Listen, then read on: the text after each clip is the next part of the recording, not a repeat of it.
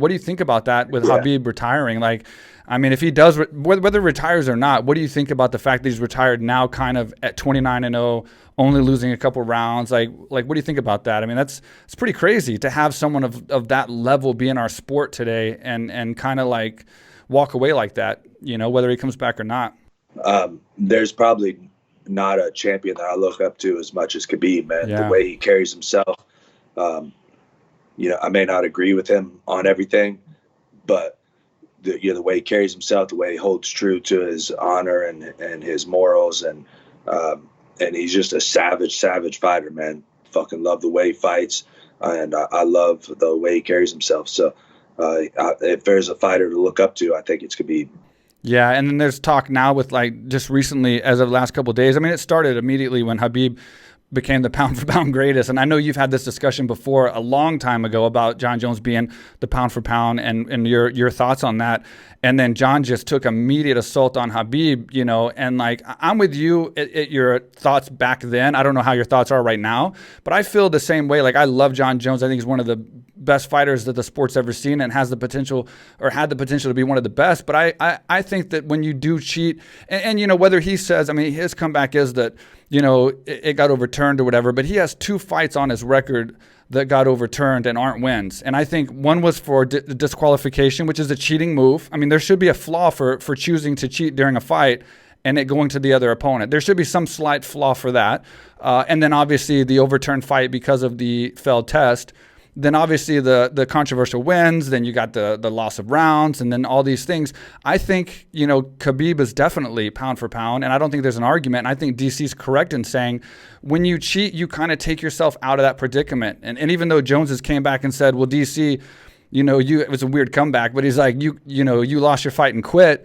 I mean, come on, DC isn't trying to say he's the GOAT. Yeah, of course he can quit. He retired. He's 42 years old. That's what you do when you get 42 years old. You quit, you retire, But it's like, what's your take on this whole thing with him coming back like that and being so petty? Because, like, I'm surprised of his level and nature that he's so petty about this and doesn't see that when you cheat, like, what other sport allows you to cheat and be one of the greatest? Right. And I mean, I agree with DC on that, and I agree that his record is tainted, but also I think the whole pound for pound debate is a fruitless debate too. I mean, It's it's ridiculous.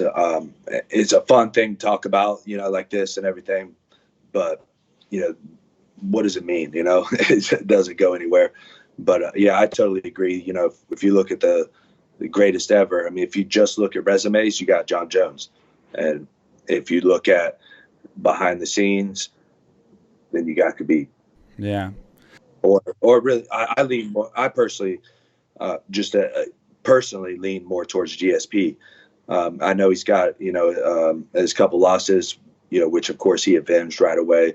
But when I look at just a holistic athlete, and the way that we watched him grow, the way that he's performed, the way he carried himself, I just holistically, to me, GSP's the greatest ever.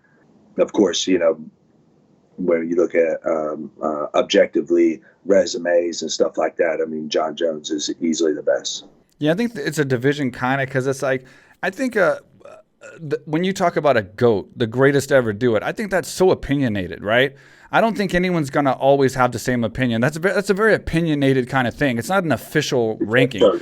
And when you say pound for pound, it is Khabib. I mean, there's no question, because John Jones gave up his title. He's not even like in the pool right now.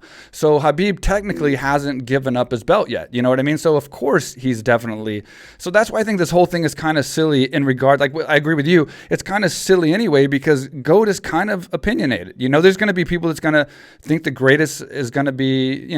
My opinion is what I said. Yours is what you said. But I do think, there's flexibility in that opinion there. It's not like an official ranking, it's going to like carry on and,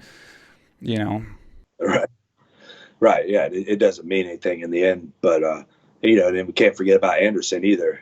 Yeah. You look in his prime, you look at his run in the day and the way he toyed with people. Yeah, absolutely. Again, got to look at it more, or I look at it more holistically. Again, if you look at just simply the resume, I mean, John Jones has the best resume. I mean, he beat so many champions, and but if you look at how we beat guys and the close rounds, some of them are older there's been too. a couple of fights.